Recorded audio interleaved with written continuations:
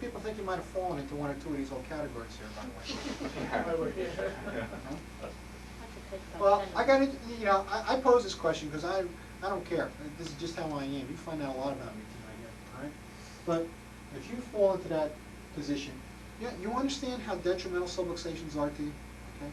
Do you understand that it literally shuts off the life force? Remember, let me tell you something.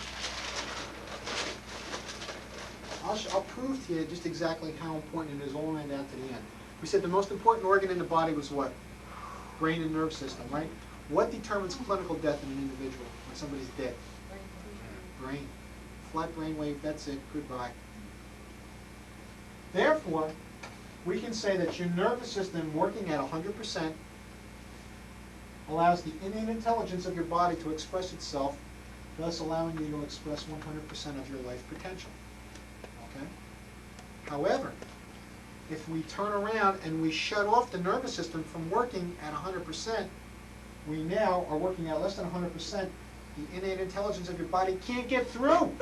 So you're now expressing less than 100% of that. Guess what? That's less than 100% life expression. They're all tied in together, gang. You can't just separate one thing from the other. Now, the question that I just pointed to you is simple. If you truly understand how important subluxations are to you, and you fall into one of these categories, let me ask you, does your spouse probably fall into one of those categories? How about your kids? Your future kids. All right? I'm a real believer, man, and what's good for the goose is good for the gander. I have a family practice here.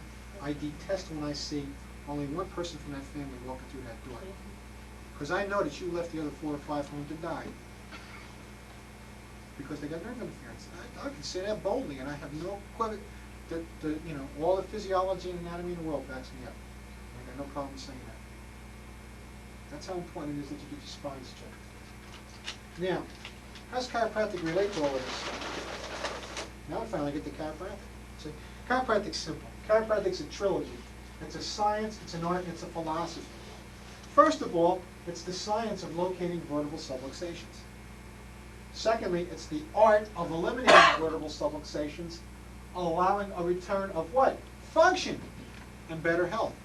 See, so am I interested in your symptoms? Am I interested in treating your disease, right? Heck no, okay? I'm not into the disease business. I'm not into the symptom business. If you just want your symptoms corrected, go to the MD.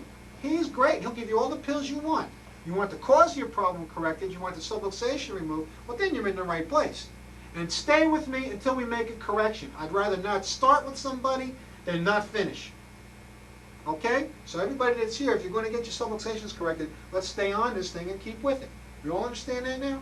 Good. Okay, we're going to lay it on the table here. All right? So here's what we're doing. We're trying to get your whole body to start to work right together.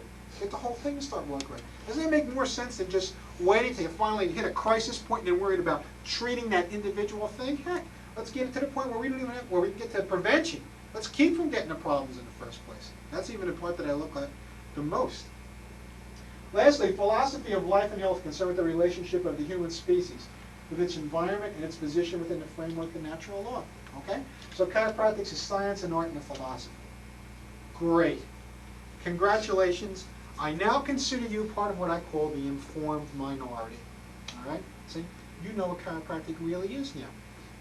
So, the next time you're walking down the street, and you see Mary, and Mary waves to you and says, "Hey, where you going?" You say, "Oh, I'm going over to the chiropractor." She says, "Oh, you gonna go get your back cracked?" Oh. I did not spend all those years in school to crack backs. That's not what I do. I'm not even a back doctor. Okay?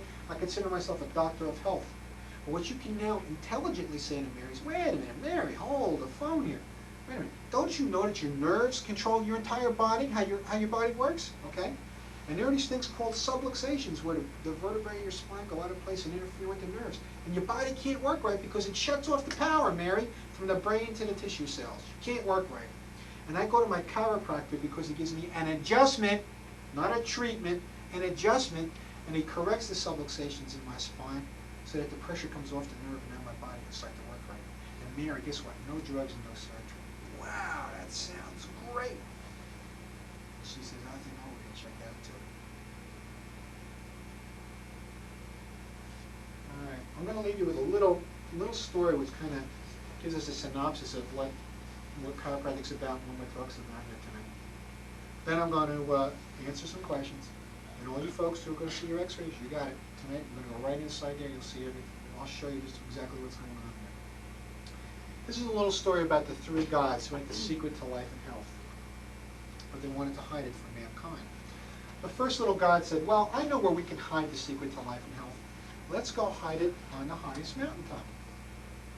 The other two gods said, no, that's not going to work. You know why? Because someday man's going to scale that highest mountain and uncover the secret to life and health. The second little god said, well, I know what we'll do. Why don't we go bury it in the deepest depths of the ocean? Nah. Someday man's going to invent the technology and they're going to conquer the deepest depths of the ocean and they'll uncover the secret to life and health. Forget it. But the third little god was the smartest god of all. See, the third little god says, I know where we'll hide the secret to life and health. We'll hide it inside man.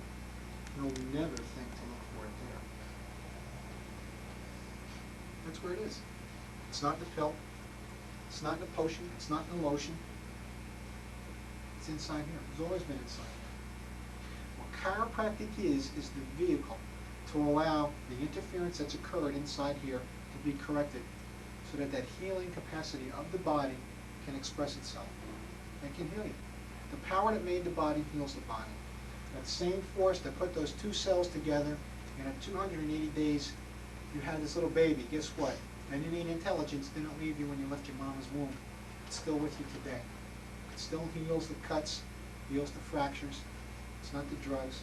I can prove that to you real easy. If I cut my finger like this, put a little, clean it up, put a Band-Aid on it, leave it alone. You know, what's the difference between you and somebody down here in McCriskins? What's the difference? Life, right? I mean, they've got bones and blood and everything else too, right? So fine, we'll cut their finger on. You can put all the penicillin and drugs and everything you want in there, bandage it all up. Let's come on back in a week. We'll take off my bandage, we'll look at my hand. My hand's healed. Our poor friend down here in McCriskin, he's going to look pretty poor. Why? Because it's not the drugs that heal, it's the body, it's life. Okay, life heals. The power that made the body heals the body. Don't forget it. It's real important. And that's what chiropractic works with, is that power, that innate intelligence that works over your nervous system to get your body to work right and function properly.